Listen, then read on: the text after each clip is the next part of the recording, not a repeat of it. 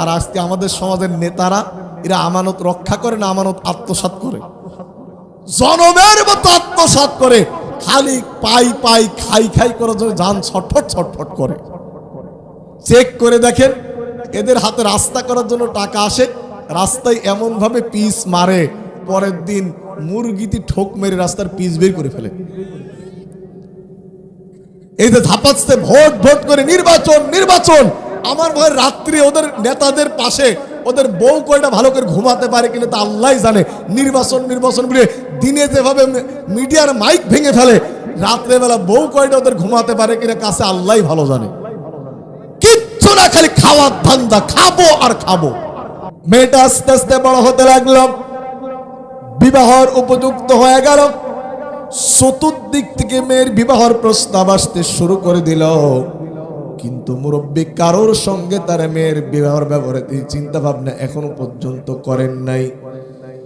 মুরব্বীর কাছে বিবাহের প্রস্তাব দিলে মুরব্বী বলে, আমার মেয়ে আমি তার সঙ্গে বিয়ে দেব যে ছেলেটা দিনদার, ইমানদার, সৎ চরিত্রবান, আমি তার সঙ্গে আমার মেয়েটা বিবাহ দেব। জোরে বলেন আল্লাহু আকবার। অনেক টাকা পয়সার মালিক, অনেক সম্পদের মালিক, তার এক ভাসতে ছিল দুশ্চরিত্রবান, ভাসতে ছিল একটা নেশাগ্রস্ত, ভাসতে ছিল একটা মদখোর ভাসতে চিন্তা করল চাচার যেহেতু অনেক সম্পদ, এই সম্পদ স্বাস্থ্য বোনটাকে যে বিবাহ করবে সেই তো পেয়ে যাবে। এজন্য চাচার সম্পদ গিলে খাওয়ার জন্য প্রথমে চাচাতো বোনের কাছে সে বলছে, বোন আমি তো তোমাকে, প্রথমে চাচার কাছে গিয়ে বলছে, চাচা আপনি আপনার মেয়েটাকে তো অন্য জায়গায় বিয়ে দিয়ে দেবেন, আপনি আপনার মেয়েটাকে তো অন্য জায়গায় বিয়ে দিয়ে দেবেন, আপনার সম্পদ তো সেদিকে চলে যাবে, আপনি আপনার মেয়েটাকে আমার সঙ্গে বিয়ে দিয়ে দিন। চাচা বলল, তোর মতো শয়তানের সঙ্গে আমি আমার মেয়েকে বিবাহ দিতে পারি না। আল্লাহু আকবার বলেন। খারাপ মানুষদের যদি শয়তান বলে তার রাগ বাড়ে না কমে? একটু জোরে বলেন, বাড়ে না কমে? এমনিতেই যারা গাঁজা মাজা খায় ওরা তো রেগেই থাকে, এর পরেও যদি বলা হয় গাঁজাখোর, একেবারে ডাক বাংলা বাজার মাথায় করে ফেলবে। কি বলেন, ঠিক না ঠিক? এখন যেই বলেছে তোর মতো শয়তানের হাতে আমার ভালো মেয়েটাকে বিবাহ দিতে পারি না, এবার চিন্তা করলো চাচার কাছে তো হলো না, যাই স্বাস্থ্য বোনের সঙ্গে একটু লাইন টাইন পিরিত মিরিত করে দেখি কিছু করা যায় কিনা। স্বাস্থ্য বোনের কাছে গিয়ে বলছে, বোন তোমারও আম্মা মারা গেছে, আর অনেক আগে আমার আব্বু মারা গেছে, তো আসো আমরা দুইজন বিবাহ শাদী করি। আমি যদি তোমাকে বিবাহ করি চাচাকে দেখবো, চাচার কোনো অত্রুটি হতে দেব না, চাচাকে আমি মহব্বত করবো। স্বাস্থ্য বোন বলল যে না, আমি তোমার কথা অনুযায়ী বিবাহ করব না, আমার আব্বু যেখানে বিবাহ দেবে আমি তার সঙ্গে বিয়ে করব। মেয়েটা অনেক ভালো, আমাদের সমাজে ভালো মেয়েও আছে, আবার ভালো ছেলেও আছে, আবার সমাজে কিছু খারাপ মেয়েও আছে, আবার খারাপ ছেলেও। কথা বলেন, কথা বলেন। এই মেয়েটা ভালো, এই মেয়েটা বলছে না, আমার আব্বু যেখানে বিবাহ দিবে আমি আমার আব্বুকে ওভারটেক করে বিবাহ করতে পারবো না। আল্লাহু আকবার বলবেন না? আরেকটু জোরে বলেন আল্লাহু আকবার। তো আমাদের এখনকার সমাজের মেয়েরা কি আসলে এরকম? এখনকার সমাজের মেয়েরা, আপনাদের পাশেই কলেজ, এই কলেজে এসে ওরা বিবাহের ডেটটা আগেই ঠিক করেই রাখে।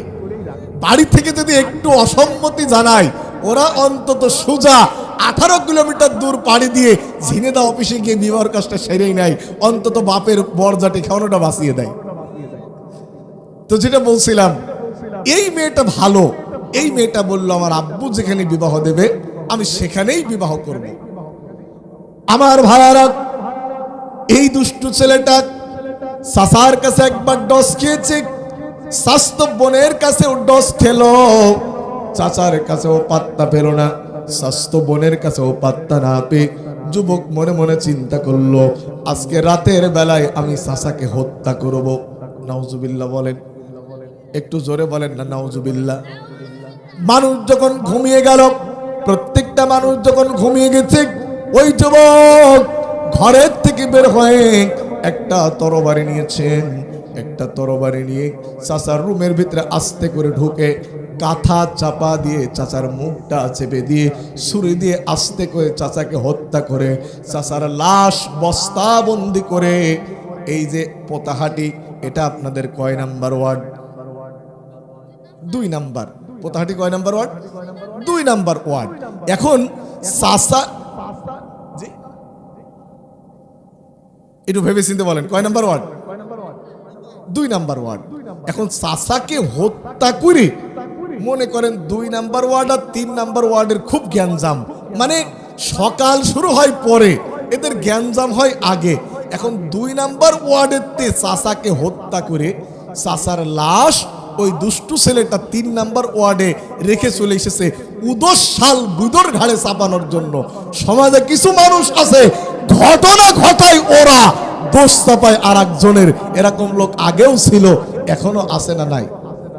এখন চাচার লাশকে বস্তাবন্দি করে 2 নাম্বার ওয়ার্ড থেকে রেখেছে কয় নাম্বার ওয়ার্ডে? 3 নাম্বার ওয়ার্ডে। সকাল যখন হয়ে গেল, মেয়েটা চিৎকার করে কাদাস, মেয়েটা রান্না বাড়া সেরেছে, মেয়েটা রান্না বাড়া শেষ করে আব্বুর রুমে গিয়ে ডাকতেছে, আব্বু অনেক আগেই সকাল হয়েছে, আব্বু তুমি খাবার খেয়ে নাও, আব্বু তুমি খাবার খেয়ে নাও।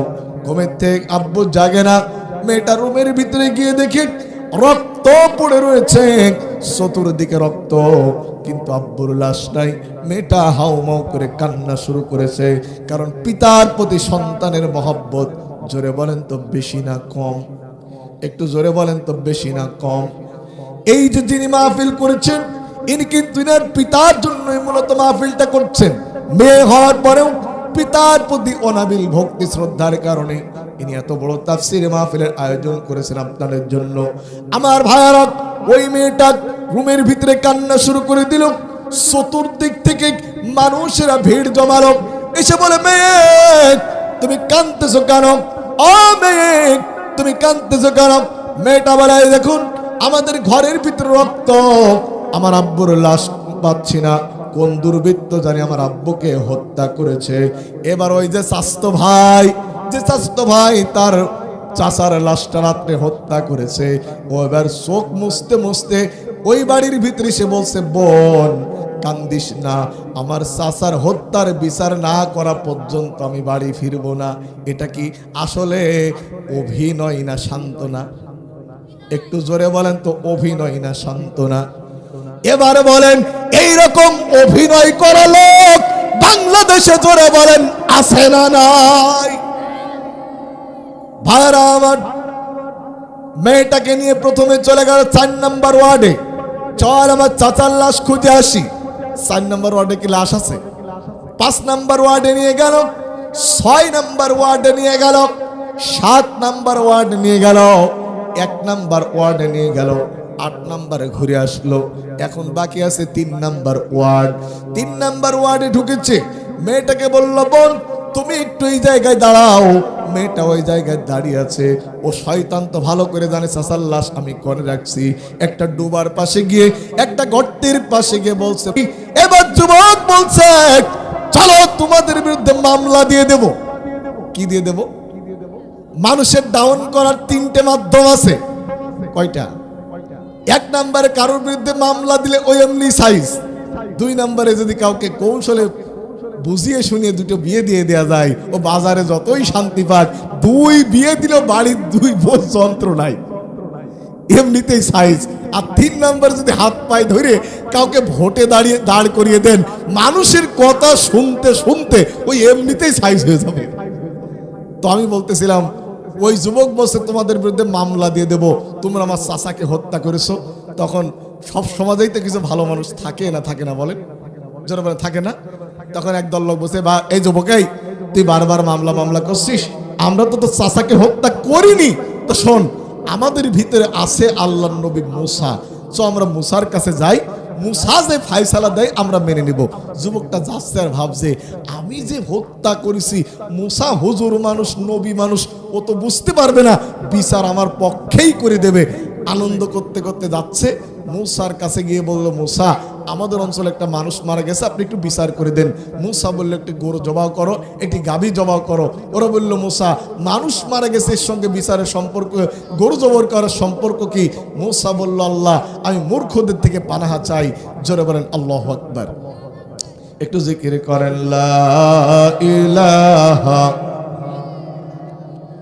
আরো জোরে লা ইলাহা ফরিদুন ওয়ালা বিকরুন আউয়ালুম বাইনা যালিকা ফাফআলু মা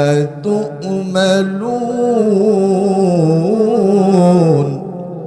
সবাই বলেন আল্লাহু আকবার। ওরা বলল মুসা মানুষ মারা গেছে, আপনি আপনার রবের কাছে শুনুন। ক্বালু উদউ লানা রাব্বাকা ইউবায়্যিন লানা মা হিয়া, আপনি আপনার রবের কাছে শুনুন গাভীটা কেমন হবে। তাফসীরের ভিতরে এসেছে ওরা যে কোন একটা গাভী জবাই করলে হতো। ওরা বলল মুসা আপনি আপনার রবের কাছে শুনুন গাভীটা কেমন হবে। আল্লাহ পাক বলেন গাভীটার বয়স বেশিও হবে না কমও হবে না, মাস বয়সে গাভী হতে হবে। জোরে বলেন আল্লাহু আকবার। একেবারে বয়স্ক ভাতা ওয়াজিব হওয়া গাভী জবাই করলে হবে না, একটু ইয়াং হওয়া লাগবে। কারণ ইয়াংদেরকে সব চাইতে যিনি বেশি ভালোবাসেন, জোরে বলেন তো তিনি কে? আরেকটু জোরে বলেন তিনি কে? বুড়ো কালে ইবাদত করতে গেলে পোশাব ধরে রাখা যায় না, পায়খানা কন্ট্রোল করা যায় না। যৌবন বয়সের ইবাদতের দাম আমার আল্লাহর কাছে অনেক বেশি। সুবহানাল্লাহ বলেন। ওরা বলল মুসা আপনার রবের কাছে জিজ্ঞাসা করুন কেমন গাভী জবাই করা লাগবে। মুসা কালিমুল্লাহ বললেন বয়স বেশিও হবে না কমও হবে না। এবার রব বলল মুসা ক্বালু উদউ লানা রাব্বাকা ইউবায়্যিন লানা মা লাউনুহা ক্বালা মা লাউনুহা সাফরাউ ফাকিউন লাউনুহা তাসুরুন নাজিরিন। জোরে বলেন আল্লাহু আকবার। সবাই একটু আওয়াজ দিয়ে বলেন আল্লাহু আকবার। ওরা বলল মুসা ক্বালু উদউ লানা রাব্বাকা ইউবায়্যিন লানা মা হিয়া মা লাউনুহা ক্বালা ইন্নাহু ইয়াকুলু ইন্নাহা বাকারা, আপনি আপনার রবের কাছে জিজ্ঞাসা করুন ওই গাভীটার রং হবে কেমন, ওই গাভীটা কেমন রঙের হবে। গরুর বিভিন্ন রং আছে না নাই? কালো রং আছে, সাদা রং আছে, লালচে রং আছে। ওরা বলল মুসা ওই গরুটার রং হবে কেমন? আল্লাহ পাক বললেন গরুটার রং হবে স্বর্ণের কালার, সিলভার কালার। আল্লাহু আকবার বলেন। ওরা যত পেঁচাচ্ছে আল্লাহ ততটা বিষয় জটিল করে দিচ্ছে। ওরা যদি এমনিতে একটা গাভী জবাই করতো তাহলে হয়ে যেত। ওরা বলল গরুটার রং হবে কেমন? আল্লাহ বলল স্বর্ণের কালার। এবার ওরা বলল ক্বালু উদউ লানা রাব্বাকা ইউবায়্যিন লানা মা হিয়া ইন্নাল বাকারা তাশাবাহা আলাইনা ওয়া ইন্না ইনশাআল্লাহু লামুহতাদুন। সবাই আওয়াজ করে বলেন আল্লাহু আকবার। ওরা বলল মুসা আপনি আপনার রবের কাছে জিজ্ঞাসা করুন ওই গরুটা কেমন হবে, আমরা স্পষ্ট বুঝতে পাচ্ছি না। আপনি আপনার রবের কাছে জিজ্ঞাসা করুন গরুটা কেমন হবে, আমরা স্পষ্ট বুঝতে পাচ্ছি না, আপনি বুঝিয়ে দেন, ইনশাআল্লাহ আমরা হেদায়েত পাবো। সুবহানাল্লাহ বলেন। মুসা এত বলার পরেও বুঝতেছে না, হুজুররা এত ওয়াজ করার পরেও অনেকের কানে যায় না, আছে না নাই? আরেকটু জোরে বলেন আছে না নাই? কোন আউল ফাউল বাউল কি বলল ওই নিয়ে ব্যস্ত। হুজুররা এত তাফসিরের পরে কিছু কিছু মানুষের কানে যায় না, কথা বলেন ঠিক নেবে ঠিক? মুসা আলাইহিস সালাম এত সুন্দর করে বলছে, এরপর ওরা বলছে মুসা আপনি আপনার রবের কাছে জিজ্ঞাসা করুন ওই গরুটার রংটা কেমন হবে, গরুটা কেমন হবে, আপনি বুঝিয়ে দেন, ইনশাআল্লাহ আমরা হেদায়েত পাবো। সম্মানিত ভাইয়েরা আমার, আয়াতের ভিতরে একটা শব্দ উচ্চারিত আছে, শব্দটার নাম ইনশাআল্লাহ। জোরে বলেন শব্দটার নাম কি? আগামীকাল ডাকবাংলা বাজারে যাব, শেষে কি বলবো? আগামীকাল অমুকের টাকা দেব, শেষে কি বলবো? আমরা দোয়া বহু মুখস্থ করে ফেলেছি, কিন্তু দোয়া কোন জায়গায় লাগাবো তা আমরা অনেকেই জানি না। একজনের শাশুড়ি মারা গেছে, কয় নাউজুবিল্লাহ। আর একজনের ছেলে ম্যাট্রিকে একজনের ছেলে ম্যাট্রিকে ফার্স্ট ডিভিশনে পাস করেছে, কয় ইন্নালিল্লাহ। দোয়া মুখস্থ করেছে, কোন জায়গায় লাগাবে জানি না। আমরা যে কোনো ওয়াদা দেওয়ার ক্ষেত্রে আমরা বলবো ইনশা। এই বাংলাদেশের স্বাধীনতার মহাস্থপতি মরহুম শেখ মুজিবুর রহমান, উনি ওনার একটা ভাষণে বলেছিল, রক্ত যখন দিয়েছে রক্ত আরো দেব, তারপরও বাংলাদেশকে মুক্ত করে ছাড়বো ইনশা। কিন্তু উনি যাকে রেখে গেলেন, উনার মেয়ে, যিনি 45 মিনিট সময় নিয়ে 2000-এর বেশি মানুষ মেরে চোরের মতো পুলিয়ে চলে গেল, ওই মেয়ে কিন্তু ইনশাআল্লাহর বিরুদ্ধে প্রত্যেকটা কাজই করে গেছে। কথা কন, কথা কন, কথা কন। অর্থাৎ বাপ ইনশাআল্লাহর পক্ষে আর মেয়ে ছিল ইনশাআল্লাহর ব্যাপক বিপক্ষে। আমার বন্ধুগণ, বাড়ির পরিবেশ কেমন হয়? বাড়ির পরিবেশ কেমন হয়? ওই বাড়ির গেটের দিকে তাকালেই ঠিক পাওয়া যায়। ভাইরা আমার, আমরা যে কোনো কাজে প্রতিশ্রুতি দেওয়ার আগে আমরা বলবো ইনশা। বলবো তো ইনশাআল্লাহ, যখন বলবো তো ইনশাআল্লাহ, কিন্তু তা তো বলি না। একজন গরু কিনতে যাচ্ছে, গরু, বইডাঙ্গা বাজার। বউ বসে, কোথায় যাচ্ছ? বলে বইডাঙ্গায় গরু কিনতে যাচ্ছি। বলে গরুতে কিনতে যাচ্ছে ইনশাআল্লাহ বলো। টাকা আছে পকেটে, গরু আছে হাটে, ইনশাআল্লাহ বলবো কে? তা বলছে যে বলেই যাও। বোর সাথে গরম দিয়ে বাজারে চলে গেছে গরু কিনতে। এখন বাজারে কিছু লোকজন ঘোরাফেরা করে, যাদের কাজ নেই কাম নেই, ওই বেলেটের কাজ করে খায়। আপনারা বুঝতে পেরেছেন তারা কি লোক? আরেকটু জোরে বলেন তো, তারা কি মার? পকেট মার। এখন পকেট মার এসে পকেট কেটে নিয়ে চলে গেছে। এখন বেচারা টাকা পয়সা হারিয়ে সর্বশান্ত হয়ে, টাকা পয়সা যতক্ষণ মানুষের থাকে, দেরি কথা জোর কিন্তু বেড়ে যায়। একটু জোরে কন, জোরে কন। টাকা পয়সা থাকলে কোন কথা জোর বাড়ে? দেরি কথা জোর বাড়ে। এখন পকেটে তো টাকা ছিল, এখন টাকা তো নেই।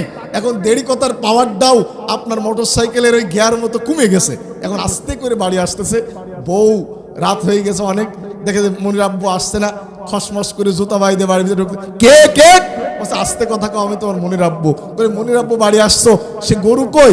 বলে গরু কিনতে পারিনি ইনশাআল্লাহ। বলে গরু কিনতে পারিনি ইনশাআল্লাহ মানে? বলে পকেট মার হয়েছে ইনশাআল্লাহ। আচ্ছা বলেন, এখন কি ইনশাআল্লাহ বলে কোনো দরকার আছে? এই জন্য জাগার কাজ জাগাতে করতে হবে, ও জায়গায় করলে চলবে না। এই জন্য ইনশাআল্লাহ যে কোনো প্রতিশ্রুতি দেওয়ার ক্ষেত্রে বলতে হবে ইনশাআল্লাহ। ওরা বলল, হে মুসা, আপনি আপনার রবের কাছে শুনুন, আমরা ইনশাআল্লাহ গরুটা বের করতে পারবো। আপনি একটু ভালো করে বলুন তো আসলেই কেমন গরু লাগবে। মুসা আলাইহিস সালাম বলল, ক্বালা ইন্নাহু ইয়াকুলু ইন্নাহা বাকারাতুন। ক্বালা ইন্নাহু ইয়াকুলু ইন্নাহা বাকারাতুন লা যালুলুন তুসিলুল আরদা ওয়ালা তাসকিল হারসা মুসাল্লামাতুল লা শিআতা ফিহা। قالوا الآن زيت بالحق فذبحوها وما كادوا يفعلون। সবাই বলেন আল্লাহু আকবার। ওরা বলল, মুসা, আপনি আপনার রবের কাছ থেকে জিজ্ঞাসা করে নিন। মুসা আলাইহিস সালাম বললেন, ওই গরুটা না তাকে দিয়ে কেউ হাল চাষ করিয়েছে, অর্থাৎ গরুর গায়ে কোনো খুঁত থাকবে না, ওই গরু দিয়ে কোনো হাল চাষ করা চলবে না, একদম নিখুঁত আকৃতির গাবি হতে হবে। আল্লাহু আকবার বলেন। আবারও শুনুন, ওরা বলল, মুসা, মানুষ মারা গেছে, কি করব? মুসা আলাইহিস সালাম বললেন, একটি গাবি জবাই করো। গাবির বয়স বেশিও হবে না, কম হবে না। আবার গোড়ার থেকে হেডিংটা বলছি, গাভীর বয়স বেশিও হবে না, কমও হবে না। গাভীটা কি কালার? মুসা আলাইহিস সালাম বললেন গাভীটা সিলভার কালার। এরপরে মুসা আলাইহিস সালাম বললেন ওই গরু দিয়ে কোনো হাল চাষ করা চলবে না, ওই গরু দিয়ে কোনো স্পট থাকলে চলবে না, ঠ্যাং ভাঙা কান কাটা হলে চলবে না, একদম নিখুঁত আকৃতির গাভী হতে হবে। আল্লাহু আকবার। এখন বাজারে যত গরু পাওয়া যায় এর অধিকাংশই কোনো না কোনো জায়গায় খুঁত আছে না নাই?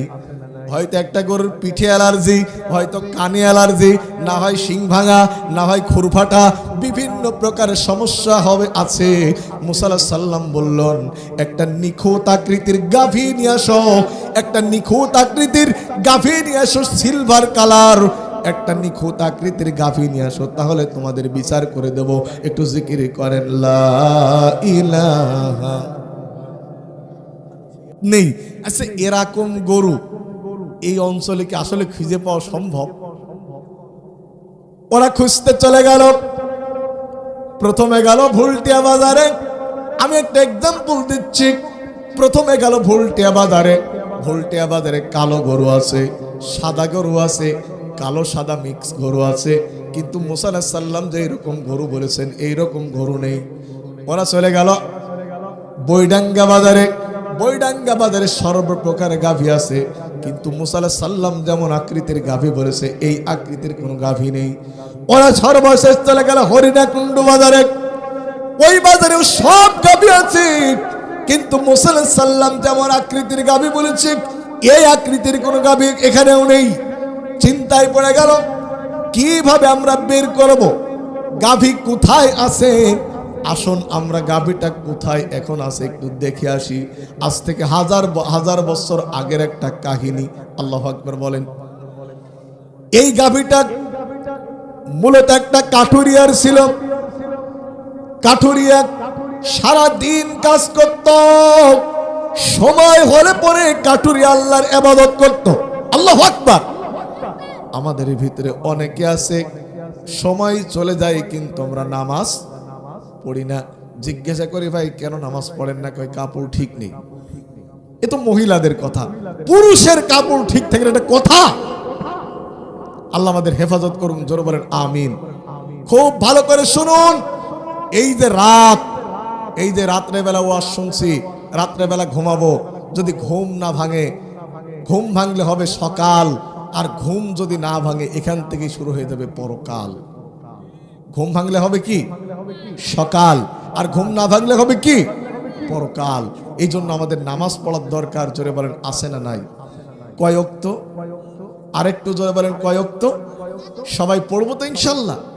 দেখেন কাঠুরিয়া মানুষ সারা দিন কাঠ কাটে, সময় হলে আল্লাহর ইবাদতে দাঁড়িয়ে যায়। আল্লাহু আকবার বলেন। এই কাঠুরিয়ার তেমন কোন সম্পদ ছিল না। কাঠুরিয়ার একটা গাভীর বাচ্চা ছিল। ছোট্ট অবস্থার থেকে কাঠুরিয়া বাচ্চাটাকে লালন পালন করত। হঠাৎ কাঠুরিয়া অসুস্থ হয়ে গেল। কাঠুরিয়া অসুস্থ হওয়ার আগে জঙ্গলের ভিতরে ওই গাভীর বাছুরটা নিয়ে গিয়ে জঙ্গলের ভিতরে ছেড়ে দিয়ে বলল, হে জঙ্গল, আমি তোমার কাছে আমার গাভীর বাছুরটা আমানত রেখে গেলাম। যখন আমার বাচ্চার প্রয়োজন হবে তুমি আমার গাভীর বাছুরটা আমার বাচ্চার হাতে ফেরত দিয়ে দিও। সুবহানাল্লাহ বলেন। জঙ্গলের কাছে কি রাখছে? আমানত। জোরে বলেন জঙ্গলের কাছে কি রাখছে? আর আজকে আমাদের সমাজের নেতারা এরা আমানত রক্ষা করে না, আমানত আত্মসাৎ করে। জনমের মতো আত্মসাৎ করে, খালি পাই খাই করার জন্য জান ছটফট করে। চেক করে দেখেন এদের হাতে রাস্তা করার জন্য টাকা আসে, রাস্তায় এমন ভাবে পিচ মারে, পরের দিন মুরগিটি ঠোক মেরে রাস্তার পিচ বের করে ফেলে। এই যে ধাপাচ্ছে ভোট করে নির্বাচন। আমার ভয় রাত্রি ওদের নেতাদের পাশে ওদের বউ কয়টা ভালো করে ঘুমাতে পারে কিনা তা আল্লাহ জানে। নির্বাচন বলে দিনে যেভাবে মিডিয়ার মাইক ভেঙে ফেলে, রাত্রে বেলা বউ কয়টা ওদের ঘুমাতে পারে কিনা কাছে আল্লাহ ভালো জানে। কিচ্ছু না, খালি খাওয়ার ধান্দা, খাবো আর খাবো।